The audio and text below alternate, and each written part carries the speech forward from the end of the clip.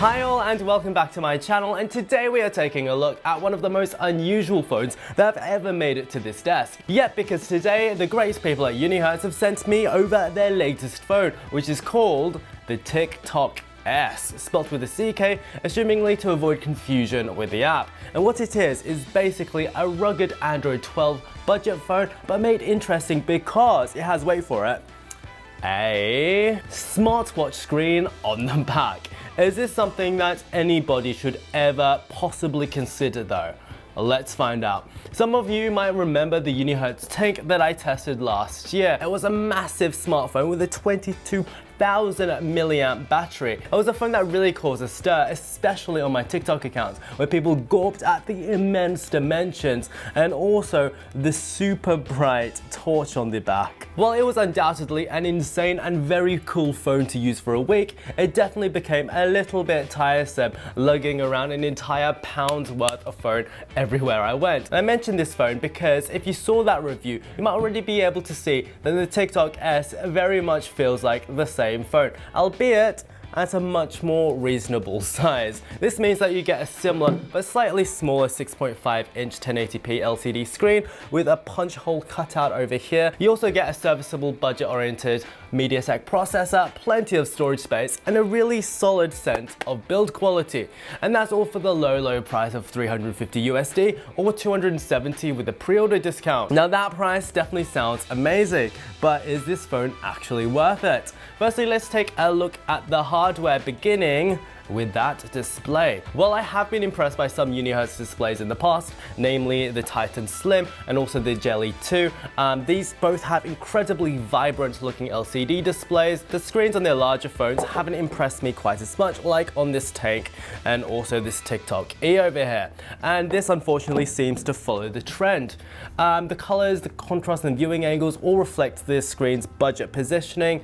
The screen lacks saturation, the contrast isn't the best, and there's a odd blue color cast, and the refresh rate is only 60 Hz.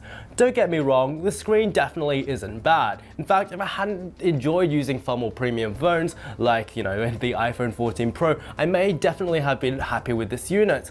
But alas, I definitely have been spoiled. But at the very least, the screen is very sharp, and the brightness has never left me wanting, even in outdoor situations. On the top left over here, we've got a 32 megapixel cutout selfie camera, which definitely is not something to get excited about, but it's not too bad. More positively though, for a rugged phone, you can see that the bezels are kept relatively slim, but they still are definitely thicker than a traditional flagship phone. Surrounding the screen is a rubber lip that both protects the phone and also makes it feel as though that you've already got a case on it, which really adds to the rugged sensibilities. On the sides here, we've got some really lovely metal strips with some really premium feeling textured metal buttons as well. On this side, we've got two shortcut keys, which are quite useful in this snazzy red color. And on the other side, we've got the volume keys and a fingerprint reader / power button, which works relatively well. And finally, on the bottom, we have underneath this flap a USB-C port. Now this is a little bit annoying to use, especially how this doesn't have wireless charging, but it does at least keep the port nice and dry, so you can use it after having a swim. And on the back is probably the phone's best selling feature, the round sub-display. But before we get to that, let's talk about the unusual design of the rear. Not only does it have a rugged rubber coating, it feels really tough, but there's also some funky red highlights over here and some brushed metal trim as well. It definitely is not my taste, but I know that a lot of people would love this. And up here is our sub-display, which is a 1.3-inch round LCD, which looks rather nice. It's a lovely piece of hardware, but unfortunately, as I will explain later, I just wish that there was more that you could do with it. And surrounding it is this rather lovely metal frame. It feels really high quality. And hidden inside the frame as well is the main 64 megapixel camera, which actually is surprisingly good for the price, especially in decent light. And there's also a 2 megapixel macro camera, which isn't. Unfortunately, the only speaker is also hidden back here, which, while loud, does sound a little bit tinny, and it's also positioned in quite possibly the worst place possible, as it's just so easy to cover. I would say though that the build quality is probably the best part of this phone. It just feels unbelievably solid, which is what you want from a rugged phone, and the choice of materials is also really first rate. I have a feeling that this would pass just about any drop test or bend test you could throw at it. What is this phone like to use though? Firstly, it's running Android 12, which is fine, but Android 13 has been around for a while now, and Unihertz doesn't exactly have the best track record for updates. Luckily, it is relatively stock, so that's good. And the additions mostly surround the sub-display over here and also the Toolbox app, which is a collection of mildly useful apps, but nothing to get excited about. My main disappointment with the phone though is apparent from the first time you interact with it, and it's something that I've experienced with almost all Android phones at this price range with similar chipsets. And that is, after being used to buttery smooth flagship phones, coming back to the 60Hz unit with a Dimensity 700 5G processor, everything that you touch just basically feels a little bit stuttery in comparison. It just, the refresh rate isn't as smooth as you might like. Let me just scroll here for instance, and you can see how much it stutters compared to a modern flagship phone. As you can see, their apps mostly open up with haze, and I've only had a few apps freeze or crash on me during my time. There's no major issues there, and also with 8GB of RAM, you can run as many apps as you like with no problems. But there is no getting away from the fact that there is a perpetual hint of stutter, of lag every time you swipe, and especially with the rise of 120 and 90Hz displays in more affordable sectors, this is just something that a newer processor and a faster refresh screen would just really aid with. Again, this is something that you get with almost all phones at this price point, so I guess that it really is, you get what you pay for over here. For users more familiar with budget phones though, it's more than fine. For example, it feels way faster than the Oppo A57s that I tested last year. On happier matters though, while I have 128GB of storage on this pre-production model, the production models will have 256GB of space, which is amazing for this price point. It's basically all you could ever wish for on a phone.